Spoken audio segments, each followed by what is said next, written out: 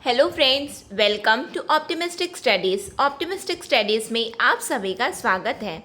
आज हम ADEO exam के लिए ग्रामीण विकास का RTI टॉपिक जो है उसका MCQ डिस्कस करने जा रहे हैं। यदि आप चैनल पे न्यू हैं तो चैनल को सब्सक्राइब कर लीजिए और बेल नोटिफिकेशन को ऑन रखिए, जिससे हम जो भी वीडियो डालें तो आप तक पहुंचती रहे। चलिए फिर हम आज का सेशन स्टार्ट करते हैं। जैसा कि मैंने बताया कि आज का जो हमारा MCQ प्रैक्टिस टेस्ट का जो टॉपिक है वो है RTI एक्ट 2005 सूचना का अधिकार अधिनियम 2005। Let's start our MCQ practice test. निम्नलिखित में से कौन सा निकाय सूचना के अधिकार अधिनियम के दायरे में आता है? Which of the following bodies comes under the purview of Right to Information Act? Narcotics control bureau, enforcement directorate, प्रवर्तन निदेशालय, रिसर्च एनालिसिस विंग, अनुसंधान विश्लेषण wing. AC, BC, AB, ABC में से कोई नहीं। बताइए कौन सा आता है, पूछ रहा है हमसे। तो हमें इसको आता है को जानने के लिए हमें सबसे पहले ये पता होना चाहिए कि ये जो प्रश्न पूछा गया है वो कहाँ से पूछा गया है। तो ये कहाँ से पूछा गया है?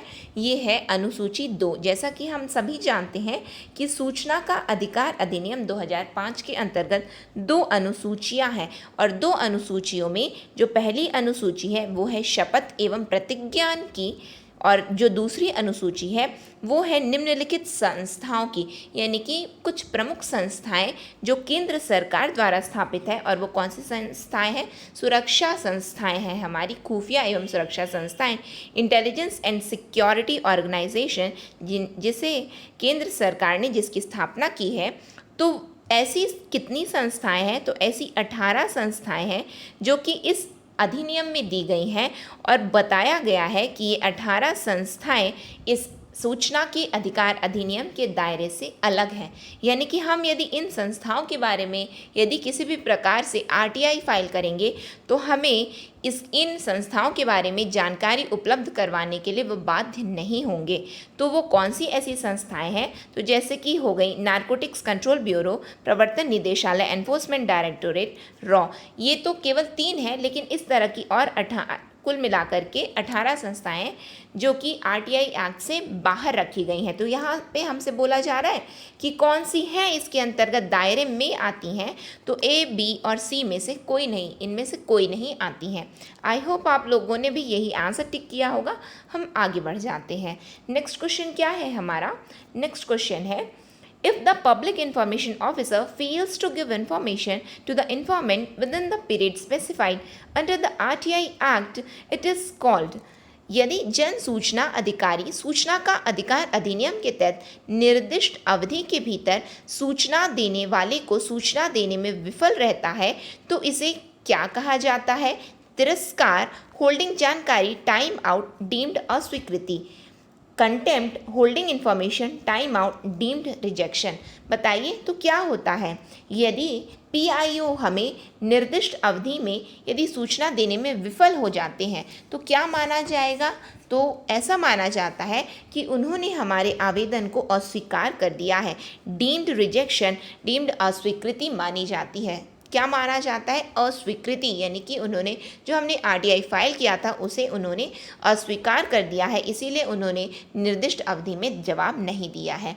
ठीक है, यानी कि हमारा ऑप्शन कौन सा सही है? Option number D।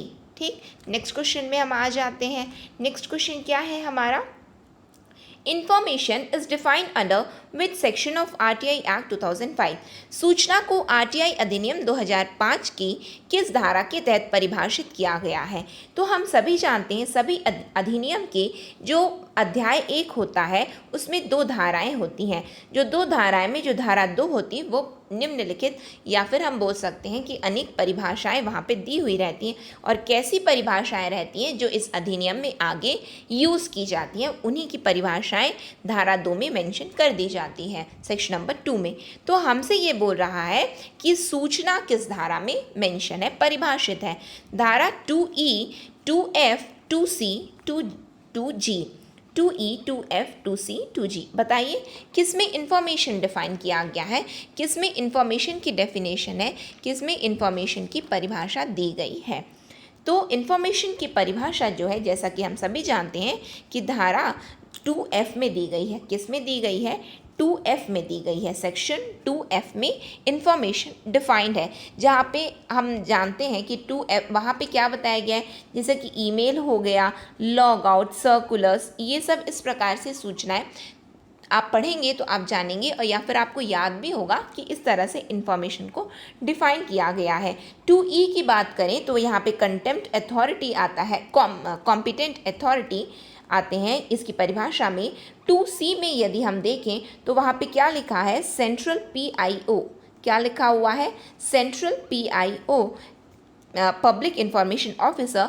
और यदि हम 2G की बात करें तो यहाँ पे क्या लिखा है कि प्राधिकृत, प्रिस्क्राइब्ड, यानी कि बताया जा रहा है कि यहाँ से देख लीजिए, निर्दिष्ट जिसे हम बोलते हैं, 2G में निर्दिष्ट है। तो यहाँ पे कुल मिलाकर के हमसे पूछा क्या जा रहा है कि सूचना कहाँ पे परिभाषित है, तो उसका डायरेक्ट आंसर क्या है? 2F में है। मैंने तो केवल आपको और भी ऑप्शंस में क्या है वो भी बता दिया है, ठीक है। नेक्स्ट क्वेश्चन में हम आ जाते हैं।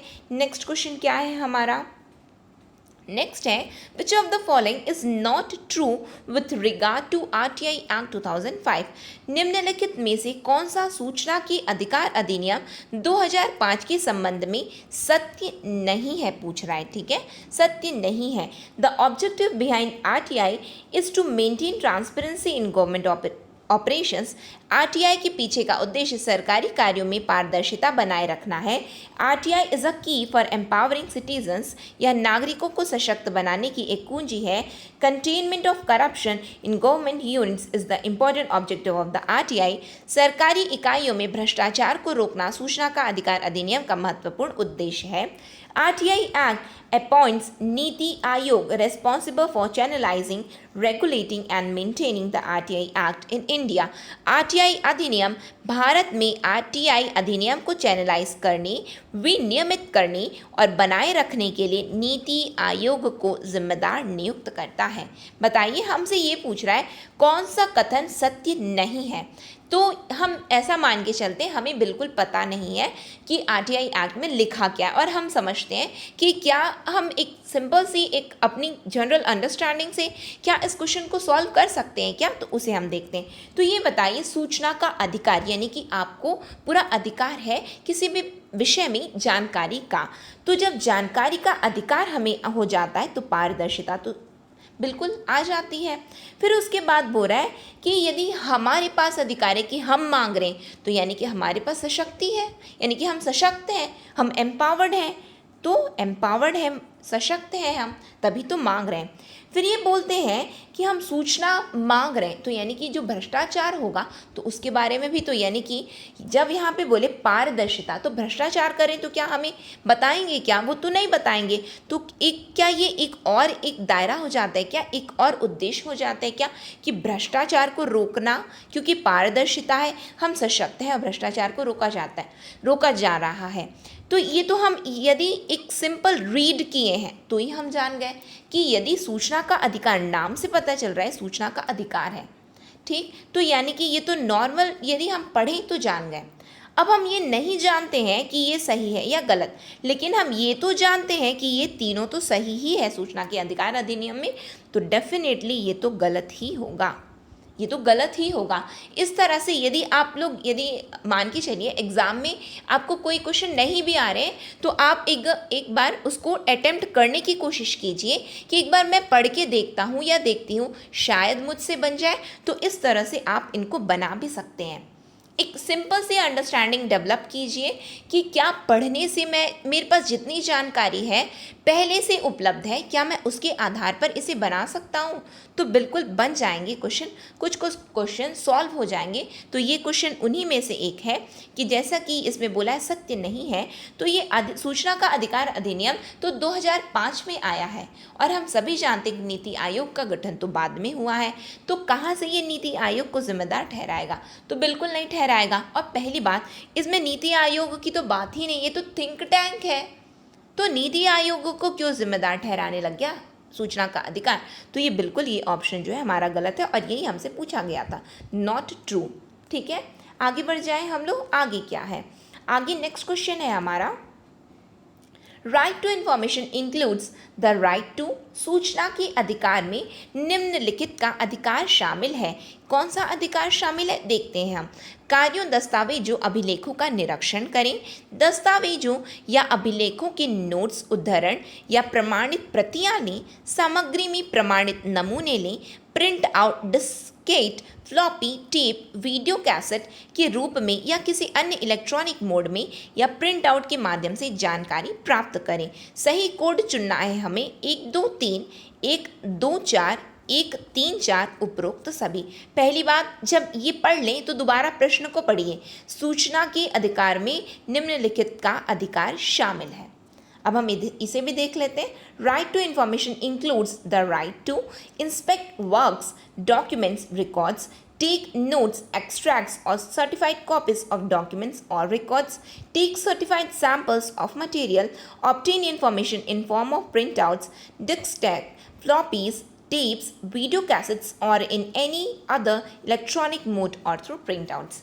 हमसे बोल रहा है the right to, यानी कि right सूचना के अधिकार में ये अधिकार क्या है, ये अधिकार क्या है। तो आप ये बताइए कि हम मांग रहे हैं तो इंस्पेक्ट तो कर रहे हैं, डॉक्यूमेंट्स है तो क्या होगा, अभिलेखों का निरीक्षण, दस्तावेज इसका निरीक्षण कर रहे हैं हम। ठीक, फिर take note, certified copies, documents और रिकॉर्ड्स। हमने अभी देखा इन्फॉर्मेशन में क्या था, जो कि 2F में था, तो मैंने आपको बताया सर्कुलर्स, लॉग बुक्स, ईमेल्स, इस तरह की सूचना में सम्मिलित है। हम अपना अधिकार के बारे में यहाँ पे हमसे पूछा गया है, तो बिल्कुल डॉक्यूमेंट्स की प्रतियाँ तो होंगी ही ना, नहीं तो हमें पता कैसे चला कि कोई भी जानकारी जो हमें दे रहे, हमारे पास कुछ तो आना चाहिए, या फिर वो क्या होना चाहिए, किसी प्रिंट फॉर्म में होना चाहिए। तो take certified samples of material, सामग्री में प्रमाणित नमूने लें, यानी कि प्रमाणित किया जाता है जहाँ पे सर्टिफाइड जहाँ पे लिखा जाता है, तो बिल्कुल उसकी भी जानकारी हमें होनी चाहिए।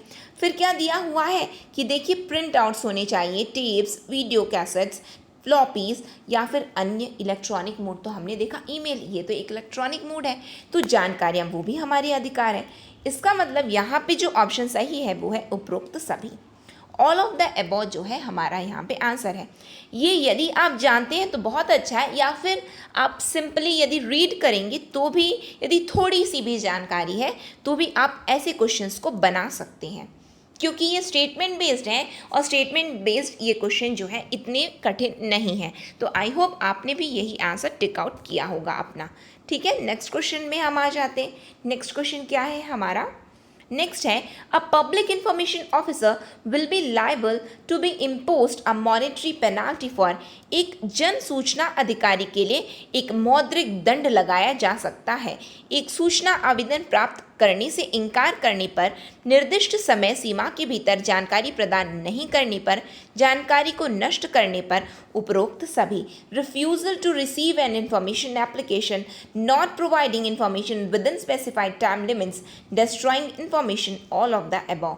बताइए PIO को जो जन सूचना अधिकारी हैं उनमें एक मौद्रिक दंड कब लगाया जा सकता है, ये तो थोड़ी जब आप पढ़े होंगे तो बता पाएंगे इसको कि क्या आंसर होना चाहिए। इसके लिए तो थोड़ा पढ़ना पड़ेगा ही आपको, तब जा कर के इसका आंसर बनेगा आपसे।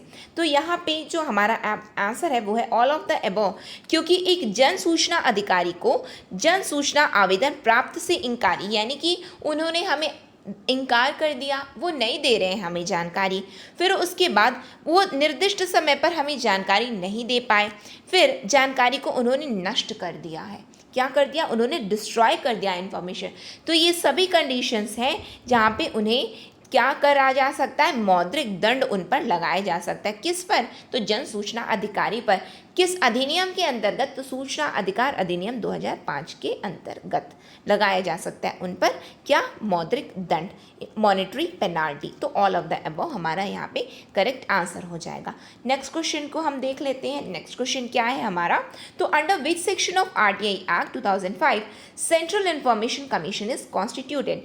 RTI अधिनियम 2005 की किस धारा के तहत केंद्रीय सूचना आयोग का गठन किया गया है, बताइए। धारा 12, धारा 15, धारा 8, धारा 7, सेक्शन 12, 15, 8, 7। बताइए कहाँ पे, पहले बात तो ऑप्शन पढ़ने के बाद एक बार और क्वेश्चन को रीड किया करो कि कहाँ पे दिया हुआ है। बताइए कहाँ पे दिया हुआ है। तो यहाँ पे जो हमारा करेक्ट आंसर है वो है धारा 12। धारा 12 में क्या दिया हुआ है? Central information commission. क्या है? Central information commission. एक बार याद रख लीजिए, केंद्रीय सूचना आयोग, इसके अंतर्गत में 12, 13 और 14 3 धाराएं आती हैं। फिर उसके बाद ये आप देख रहे हैं सेक्शन नंबर 15, धारा 15। तो धारा 15 में राज्य सूचना आयोग है। क्या है? State information commission. तो सेंट्रल पूछा तो 12 और स्टेट पूछा तो 15। ठीक है, आगे बढ़ जाएं हम लोग। आगे क्या है? आगे नेक्स्ट क्वेश्चन में हम आ जाते हैं। नेक्स्ट क्वेश्चन है हमारा, what is the maximum number of central information commissioners allowed at a time to hold the office. केंद्रीय सूचना आयुक्तों को एक बार में पद धारण करने के लिए अधिकतम कितनी संख्या में अनुमति दी जाती है? 10, 7, 5, ऐसी कोई सीमा नहीं है। 10, 7, 5, नो सच लिमिट्स। बताइए कितने हो सकते हैं? ये कितने हो सकते हैं? ये जो सेंट्रल इंफॉर्मेशन कमिश्नर्स हैं, केंद्रीय सूचना आयुक्त पूछा जा रहा है आपसे, तो कितने हो सकते हैं एक समय पर? तो हम सभी जानते हैं कि जो ये इंफॉर्मेशन कमिश्नर्स हैं वो कितने होने चाहिए? नॉट ग्रेटर देन 10, यानी कि 10 से अधिक नहीं होने चाहिए। क्या नहीं होने चाहिए? 10 से अधिक नहीं होने चाहिए। इसका मतलब 10 तो हो सकते हैं, 10 हो सकते हैं, लेकिन 10 से अधिक नहीं होनी चाहिए। ठीक है, आगे बढ़ जाएं हम लोग। आगे क्या बताया गया है, नेक्स्ट क्वेश्चन में हम आ जाते हैं। ठीक, The Chief Information Commissioners and Information Commissioner shall be appointed by। मुख्य सूचना आयुक्त और सूचना आयुक्तों की नियुक्ति किसके द्वारा की जाएगी? संघ लोक सेवा आयोग, भारत के मुख्य न्यायाधीश, भारत के प्रधानमंत्री, भारत के राष्ट्रपति, UPSC, chief justice of India, CJI, PM of India, president of India. बताइए किसके द्वारा इनकी नियुक्ति होती है? Chief information commissioners and information commissioners. देखिए यदि यहाँ पे कुछ नहीं लिखा हुआ है, यानी कि सेंट्रल नहीं लिखा है, स्टेट नहीं लिखा है, तो इससे आपको क्या समझना है? इससे आपको समझना है कि ये केंद्रीय मुख्य सूचना आयुक्त एवं सूचना आयुक्त के बारे में पूछा जा रहा है, क्योंकि उन्हें ही CIC और IC बोला जाता है। और यदि यहीं पे राज्य मुख्य सूचना आयुक्त या राज्य सूचना आयुक्त पूछते तो क्लियरली मेंशन कर देते स्टेट चीफ इंफॉर्मेशन कमिश्नर या फिर स्टेट इंफॉर्मेशन कमिश्नर, क्योंकि ये जो राज्य के होते हैं उनके नाम के आगे ही राज्य लिखा रहता है। लेकिन यदि कुछ नहीं लिखा है तो इससे हमें समझ जाना है कि वो केंद्र के बारे में पूछा गया है। ठीक, तो हमारा यहाँ पे आंसर है कि इनकी नियुक्ति कौन करता है? तो भारत के राष्ट्रपति, प्रेसिडेंट ऑफ इंडिया इनकी नियुक्ति करते हैं। फिर ये बात आती है, नियुक्ति ये करते हैं तो ये रिजाइन किसको देते हैं? तो रेजिग्नेशन भी प्रेसिडेंट को ही देते हैं। फिर बात आती है, जैसा कि मैंने बताया कि SCIC यानी कि स्टेट चीफ इंफॉर्मेशन कमिश्नर, राज्य मुख्य सूचना आयुक्त और राज्य सूचना आयुक्त, स्टेट इंफॉर्मेशन कमिश्नर, इनकी नियुक्ति कौन करता है? तो राज्यपाल करते हैं। और ये रेजिग्नेशन किसे देते हैं? अपना इस्तीफा किसे देते हैं? तो अपना रेजिग्नेशन भी ये राज्यपाल को ही देते हैं। ठीक है, नेक्स्ट क्वेश्चन में हम आ जाए। यहाँ से हमने 4 क्वेश्चन को कवर अप किया है कि इस तरह से यदि किसी भी प्रकार के प्रश्न बने तो आपसे बन जाने चाहिए। फिर हमसे नेक्स्ट क्वेश्चन आ रहा है, क्या है? Who among the following is not a member of the committee to select Chief Information Commissioner and the Information Commissioner? निम्नलिखित में से कौन मुख्य सूचना आयुक्त और सूचना आयुक्त का चयन करने वाली समिति का सदस्य नहीं है? प्रधानमंत्री जो अध्यक्ष होंगे, लोकसभा में विपक्ष के नेता, राज्यसभा में विपक्ष के नेता, प्रधानमंत्री द्वारा नामित केंद्रीय कैबिनेट मंत्री। The prime minister who shall be the chairperson, leader of opposition in the Lok Sabha, leader of opposition in the Rajya Sabha, a union cabinet minister to be nominated by the prime minister। हमसे क्या बोला गया कि ये जो committee होती है, किस लिए कमिटी होती है? चीफ इंफॉर्मेशन कमिश्नर और इंफॉर्मेशन कमिश्नर्स को अपॉइंट करने के लिए। क्या करने के लिए? अपॉइंट करने के लिए, कि मुख्य सूचना आयुक्त और सूचना आयुक्त के चयन के लिए जो समिति होती है उनके सदस्य के बारे में पूछा गया। हमने तो ये देख लिया कि कि राष्ट्रपति इन्हें नियुक्त करते हैं, लेकिन राष्ट्रपति नियुक्त करने से पहले एक समिति बैठती है और वो समिति नाम का सुझाव करती है। हमसे ये पूछा जा रहा है कि वो समिति के सदस्य कौन कौन से हैं, तो हम ये जानते हैं कि उस समिति में कौन कौन रहता है। तो उस समिति में प्रधानमंत्री होते हैं, और जिस किसी समिति में यदि प्रधानमंत्री होंगे तो वो उसके अध्यक्ष ही होते हैं। तो वो ये करेक्ट तो है, ये ऑप्शन तो करेक्ट है। फिर उसके बाद में लोकसभा में विपक्ष के नेता भी एक सदस्य के रूप में होते हैं, लेकिन कंडीशन क्या दिया हुआ है इस अधिनियम में कि यदि लोकसभा में कोई विपक्ष ना हो, यदि लोकसभा में कोई विपक्ष ना हो, जब विपक्ष ही नहीं है तो नेता कहाँ से आएगा, तो नहीं आ सकता। तो यदि ऐसी कोई स्थिति हो जाती है कि लोकसभा में कोई विपक्ष नहीं है, तो ऐसी पार्टी, ऐसा दल जो सरकार के विपरीत में सबसे बड़ी पार्टी है, ऐसी पार्टी जो सरकार के विपक्ष में सबसे बड़ी पार्टी है, उसका नेता, तो वो क्या बन जाएगा, लोकसभा में विपक्ष का नेता के रूप में उसे भी मान लिया जाएगा। किस में लिखा है, इस अधिनियम में लिखा हुआ है। ठीक है, फिर उसके बाद आता है कि प्रधानमंत्री द्वारा नामित एक केंद्रीय कैबिनेट मंत्री, तो बिल्कुल यूनियन कैबिनेट मिनिस्टर होंगे, जिसको कौन नॉमिनेट करते हैं, तो प्राइम मिनिस्टर नॉमिनेट करते हैं। तो त्रिसदस्यीय समिति बैठती है जो नाम का सुझाव करती, किसके नाम का, तो मुख्य सूचना आयुक्त एवं सूचना आयुक्तों के नाम का सुझाव करती है, और उसके बाद राष्ट्रपति के द्वारा इनकी नियुक्ति कर दी जाती है। तो यहाँ हमसे अब क्वेश्चन को दोबारा पढ़िए, क्या बोला गया है, सदस्य नहीं है, और मैंने तो आपको बता दिया कि कौन कौन सदस्य हैं, कौन कौन सदस्य मैंने आपको बता दिया। तो बताइए आप लोग कौन सदस्य नहीं है, तो सदस्य कौन नहीं है, राज्यसभा में विपक्ष के नेता, leader of opposition in the Rajya Sabha, ये इस समिति के सदस्य नहीं होते हैं।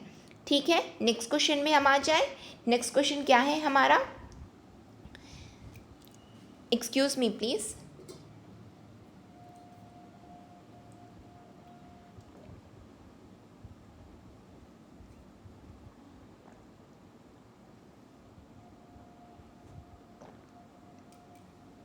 Headquarters of the, next question हम देखते हैं, headquarters of the central information commission is situated at, केंद्रीय सूचना आयोग का मुख्यालय कहाँ स्थित है, हैदराबाद, कोलकाता, नई दिल्ली, गाजियाबाद।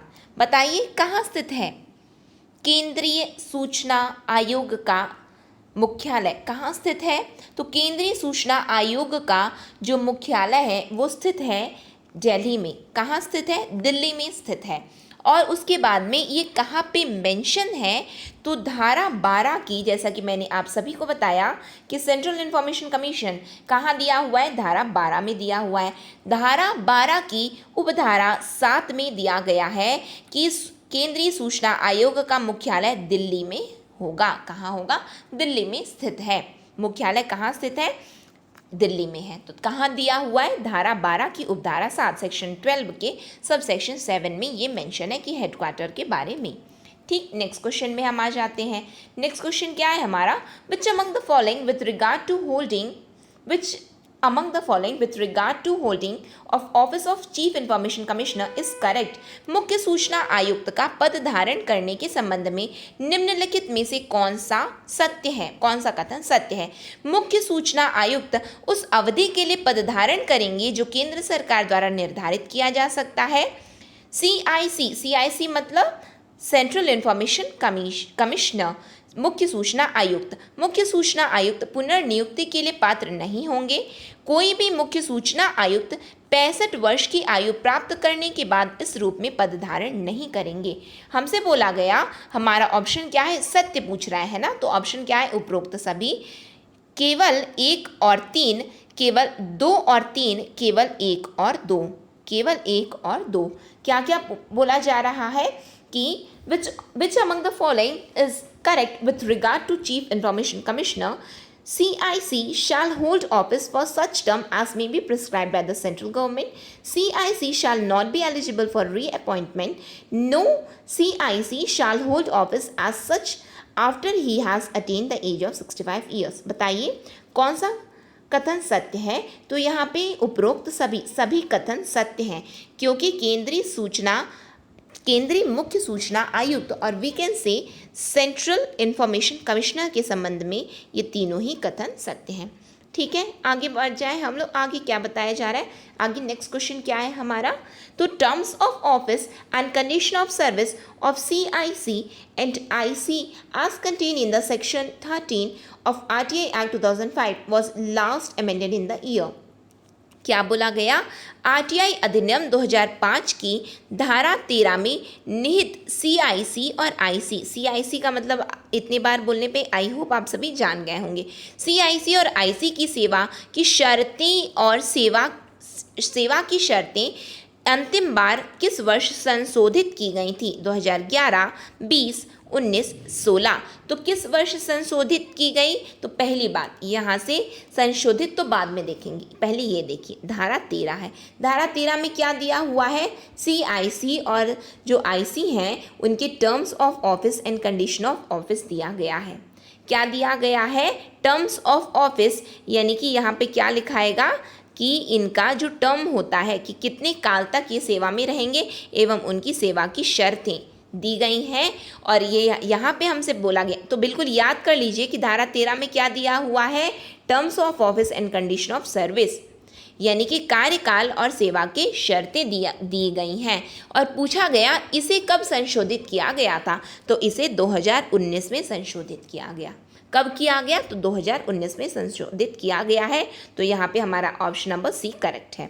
ठीक, नेक्स्ट क्वेश्चन में हम आ जाते हैं, what is the tenure of CIC, मुख्य सूचना आयुक्त का कार्यकाल क्या है, 5 साल, 3 साल, 6 साल निश्चित नहीं है, 5 year, 3 year, 6 years not fixed. बताइए क्या है, तो यहाँ पे अभी मैंने आपको क्या बताया, अभी मैंने किसी भी क्वेश्चन का आपको एक्सप्लेनेशन नहीं दिया है। क्यों नहीं दिया, उसका कारण है क्योंकि यहाँ पे पूरा एक्सप्लेनेशन है। हमने देखिए कहाँ से देखना हमने स्टार्ट किया, 12, 13 और 14 हमने देखा ना। अभी क्वेश्चन नंबर 12 देखा, 13 देखा और 14 देखा। उसमें वहाँ पे क्या लिखा था, CIC के बारे में दिया था, 3 कंडीशन दिए थे तो पूरे सही थे। तो मैं आपको ये बताना चाहती हूँ, उसके बाद हमने जब 13 नंबर का क्वेश्चन देखा तो उसमें था 2019 में संशोधित हुआ है। तो क्या हुआ था कि जो ओरिजिनल है, ओरिजिनल क्या है, जो 2005 का अधिनियम है, सूचना का अधिकार अधिनियम 2005, उसमें जो मुख्य सूचना आयुक्त हैं, जो मुख्य सूचना आयुक्त, तो उनकी कार्यकाल कितने दिया गया था, तो कार्यकाल दिया गया था 5 या 65 वर्ष, 5 या 65 वर्ष, जो भी पहले हो जाए, ठीक है। लेकिन 2019 में इसे संशोधित कर दिया गया और 2019 में संशोधित करके ये निर्णय लिया गया, जो मुख्य सूचना आयुक्त होते हैं एवं जो सूचना आयुक्त होते हैं उनके कार्यकाल की जो अवधि होगी वो 3 वर्ष निर्धारित की गई है। तो यहाँ पे हमारा करेक्ट आंसर क्या है, 3 वर्ष। ठीक, अब 3 वर्ष या 65 वर्ष जो भी पहले हो जाए। तो संशोधित केवल किसको किया गया कि 5 से घटा करके उसे 3 कर दिया गया है। तो हमें ये याद रखना है। ठीक, आगे बढ़ जाए हम लोग, आगे क्या बताया गया है हमें। नेक्स्ट क्वेश्चन क्या है, नेक्स्ट है हमारा, the officer designated by the public authorities in all administrative units और office under it to provide information to the citizens requesting for information under the act is known as अधिनियम के तहत सूचना के लिए अनुरोध करने वाले नागरिकों को सूचना प्रदान करने के लिए सभी प्रशासनिक इकाइयों या कार्यालयों में लोक प्राधिकरण द्वारा नामित अधिकारी को किस रूप में जाना जाता है, अपीलीय प्राधिकारी, मुख्य सूचना आयुक्त, जन सूचना अधिकारी, सहायक जन सूचना अधिकारी, appellate authority, CIC, PIO, assistant PIO। बताइए क्या किस रूप में जाना जाता है, जहाँ पे हम क्या कर रहे हैं, हमें जानकारी उपलब्ध हो रही है, तो किस रूप में जाना जाता है। तो जो सबसे पहले यदि कोई हमें जानकारी दे तो हम किस रूप में जानते हैं, उन्हें जन सूचना अधिकारी के रूप में जानते हैं। किस रूप में जानते हैं, जन सूचना अधिकारी। अपीलीय अथॉरिटी तो वो हो जाती है कि यदि जब कोई हमें ना बताए तब हम अपील करें, तो अपीलेट नाम से पता चल रहा है। CIC यानी कि तो मुख्य है ना, तो यानी कि बाद में उनके पास हम जाएंगे, बाद में वहाँ पे हम जाएंगे। फिर उसके बाद असिस्टेंट है, तो असिस्टेंट यानी कि कोई मदद करने के लिए बोल रहे हैं, कोई मदद की बात है, सहायक है ये। लेकिन हमसे डायरेक्टली क्या बोला गया कि लोक प्राधिकरण कार्यालयों में लोक प्राधिकरण के अधिकारी को हम किस रूप में जानते हैं, तो जन सूचना अधिकारी PIO के रूप में जानते हैं। तो यहाँ पे हमारा करेक्ट आंसर क्या है, सी ऑप्शन हमारा सही है। क्या है कि RTI कुछ जहाँ पे ऐसे क्वेश्चन है जहाँ पे बिना पढ़े आप अपना आंसर में पहुंच सकते हैं, वो भी मैंने आपको बताया। लेकिन अब ये सब क्वेश्चन ऐसे हैं कि जहाँ पे आपको RTI को पढ़ना ही पड़ेगा, तभी आपसे क्वेश्चन बनेंगे, अदरवाइज नहीं सॉल्व हो रहे होंगे। तो मैं ये एक्सपेक्ट कर रही हूँ कि आप सभी ये क्वेश्चंस को सॉल्व कर पा रहे हैं। नेक्स्ट क्वेश्चन क्या है हमारा, what is the time limit to get the information concerning the life and liberty of a person. किसी व्यक्ति के जीवन और स्वतंत्रता से संबंधित जानकारी प्राप्त करने की समय सीमा क्या है? 48 घंटे, 24 घंटे, 5 दिन, 10 दिन, 48 आवर्स, 24 आवर्स, 5 डेज, 10 डेज। बताइए, जहाँ कहीं भी क्या आ जाता है, किसकी बात आ जाती है, जीवन और स्वतंत्रता की बात आ जाती है, तो बाध्य हो जाते हैं 48 घंटों में जवाब देने के लिए। 48 घंटे, तो हमारा आंसर क्या है, 48 घंटे। अदरवाइज कितने दिन में, 30 दिन, फिर उसके बाद बढ़ा करके और भी ज़्यादा 45 दिन, इतनी अवधि में उन्हें जवाब दे देना है। और यदि जहाँ कहीं भी लाइफ और लिबर्टी की बात आई तो कब जवाब दे देंगे वो, 48 घंटों में वो हमें जानकारियाँ उपलब्ध करवा देंगे। ठीक है, आगे बढ़ जाए हम लोग। आगे क्या बताया गया हमारा, नेक्स्ट क्वेश्चन क्या है, Indian citizen have the right to information because of, भारतीय नागरिकों को सूचना का अधिकार है क्योंकि सुप्रीम कोर्ट का फैसला है ये, भारत सरकार द्वारा अंतर्राष्ट्रीय कानूनों का कार्यान्वयन है ये, अपनाया गया सभी राज्य अधिनियम को लागू करने के लिए सहमत हैं, यानी कि जिस जिस राज्यों ने इसे अपनाया वो सभी इसे लागू करने के लिए सहमत हैं। All states adopted agree to implement the act। Bharat की संसद द्वारा पारित एक कानून है, a law passed by the parliament of India. पहले क्वेश्चन को समझिए, पॉज कीजिए, क्वेश्चन को समझिए पूछ क्या रहा है, मैं आपको एक्सप्लेन करती हूँ। यहाँ पे पूछा जा रहा है कि हमारे पास सूचना का अधिकार है, क्यों है, तो यहाँ पे हम क्या पढ़ रहे हैं, अधिनियम पढ़ रहे हैं। और हम अधिनियम की यदि बात करें, एक्ट की बात करें, तो हमें बहुत अच्छे से पता है कि ये बिल्कुल पास किया गया है। क्या किया गया है, संसद के द्वारा पास किया गया है, पारित है ये। तो यहाँ पे देखिए, अब पारित और संसद को खोजिए, यहाँ पे लिखा है क्या, नहीं लिखा है, यहाँ पे लिखा है क्या, नहीं लिखा है, यहाँ लिखा है, नहीं लिखा है, कहाँ लिखा है संसद और पारित, यहाँ लिखा है। क्यों, नाम में पता चल गया ना, एक्ट है, सूचना का अधिकार अधिनियम 2005 जो टॉपिक है, ये तो एक अधिनियम है। और अधिनियम कहाँ से बना, तो संसद में पारित होने से बना। क्या लिखा हुआ है, पास्ड बाय द पार्लियामेंट, हो गया ना, आंसर आ गया यहाँ पे। तो ये तो बिना पढ़े भी आप बता सकते हैं। तो ऐसे क्वेश्चंस हैं जो कि आप अपनी जनरल, जो एक बेसिक अंडरस्टैंडिंग जो कि आपके पास है, क्योंकि आप इतने एग्जाम के लिए CGPSC CG व्यापम के लिए आप प्रिपेयर कर रहे हैं, तो आपको पता है, तो यहाँ पे आप आसानी से बता सकते हैं। नेक्स्ट क्वेश्चन में, rules can be made by appropriate government और competent authorities by notifying the rules। उपयुक्त सरकारों या सक्षम अधिकारियों द्वारा नियमों को अधिसूचित करके नियम बनाए जा सकते हैं, आधिकारिक राजपत्र में, उन्हें उपयुक्त सरकार की वेबसाइट पर प्रकाशित करके, उन्हें सूचना आयोगों की वेबसाइट पर प्रकाशित करके, जैसा लागू हो, उपरोक्त में से कोई नहीं। कैसे रूल्स बनाए जा सकते हैं, in the official, notifying the rules in the official gazette, by publishing them on the website of the appropriate government, by publishing them on the websites of the information commissions as applicable, none of the above. अब ये question बहुत ही interesting है। यदि आपने food inspector का exam दिया है तो उसमें भी आपने पढ़ा होगा और या फिर आपने सुना होगा, यदि आपने ऑप्टिमिस्टिक स्टडीज़ को फॉलो किया तो उसमें सुना होगा, या फिर अदरवाइज आपने जहाँ भी पढ़ा होगा तो उसमें आपने सुना होगा कि कभी भी कोई भी सरकार या कोई भी उपयुक्त सरकार या सक्षम अधिकारी जो भी नियम बनाते हैं उसे सबसे पहले क्या कर देते हैं, राजपत्र पर प्रकाशित कर देते हैं, तभी वो नियम बन जाते हैं, तभी वो एक्ट बन, यानी कि पता चल जाता है कि हाँ ये है। मुंह से बोली हुई बात मायने नहीं रखती, यदि वो ऑफिशियल गैजेट राजपत्र पर प्रकाशित हो गई तो उसे बिल्कुल माना जाता है। तो बस राजपत्र हमने पढ़ा है, राजपत्र ऑफिशियल गैजेट, तो बस बाकी में दिमाग लगाने की भी हमें ज़रूरत नहीं है कि क्या होनी चाहिए। क्यों, हमें पता है नोटिफाइंग द रूल्स, जहाँ कहीं भी नियम बनाने की बात आई तो नियम तो तभी बनेंगे जब उसे राजपत्र पर प्रकाशित किया गया। ठीक है, आई होप आपने भी ये यहाँ से टिक किया हो। नेक्स्ट क्वेश्चन में हम आ जाते हैं। नेक्स्ट क्वेश्चन क्या है हमारा, नेक्स्ट है who is the current chief information commissioner of India? Bharat के वर्तमान मुख्य सूचना आयुक्त कौन है? राजीव माथुर, यशवर्धन कुमार सिन्हा, बिमल झुल्का, सुधीर भार्गव। राजीव माथुर, यशवर्धन कुमार सिन्हा, बिमल झुल्का, सुधीर भार्गव। बताइए कौन है प्रेजेंट में वर्तमान में मुख्य सूचना आयुक्त? तो वर्तमान में मुख्य सूचना आयुक्त हैं यशवर्धन कुमार सिन्हा। इससे पहले कौन थे? तो इससे पहले थे बिमल झुल्का। बिमल झुल्का हमारे देश के 10वें मुख्य सूचना आयुक्त थे और जो यशवर्धन कुमार सिन्हा है ये हमारे देश के 11वें मुख्य सूचना आयुक्त हैं। ठीक, कौन से नंबर के? 11वें मुख्य सूचना आयुक्त हैं ये भारत के यशवर्धन कुमार सिन्हा। तो हमारा आंसर क्या है? यशवर्धन कुमार सिन्हा। ये क्या है? CIC है। जैसा कि हमने जाना कि जो केंद्रीय सूचना आयोग होता है उसमें CIC होते हैं और 10 से अधिक नहीं होने चाहिए, यानी कि 10 हो सकते सूचना आयुक्त। तो हमारे देश में वर्तमान में कितने सूचना आयुक्त हैं, इंफॉर्मेशन कमिश्नर्स हैं? तो हमारे देश में 7 सूचना आयुक्त हैं। कितने हैं? 7 सूचना आयुक्त हैं। ठीक, 7 इंफॉर्मेशन कमिश्नर्स हैं और जो प्रेजेंट में जो हमारे CIC हैं वो हैं यशवर्धन कुमार सिन्हा। नेक्स्ट क्वेश्चन में हम आ जाते हैं। नेक्स्ट क्या है हमारा question? Who is the current state chief information commissioner of Chhattisgarh? Chhattisgarh के वर्तमान राज्य मुख्य सूचना आयुक्त कौन है? श्री MK राउत, अशोक कुमार अग्रवाल, मनोज कुमार त्रिवेदी, धनवेंद्र जायसवाल।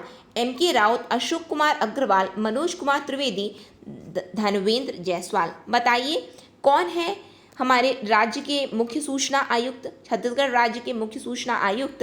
तो MK राउत जी हैं। कौन है? MK राउत जी। अब आप ये 3 नाम देख रहे हैं, तो ये कौन है? ये सूचना आयुक्त हैं। ये राज्य छत्तीसगढ़ राज्य के सूचना आयुक्त हैं और ये छत्तीसगढ़ राज्य के मुख्य सूचना आयुक्त हैं। ये कौन है? सूचना आयुक्त। और जैसा कि मैंने बताया उसमें मैंने 7 सूचना आयुक्तों का नाम बताए थे और यहाँ पे राज्य छत्तीसगढ़ राज्य में कितने सूचना आयुक्त हैं? तो 3 सूचना आयुक्त हैं और 1 मुख्य सूचना आयुक्त है।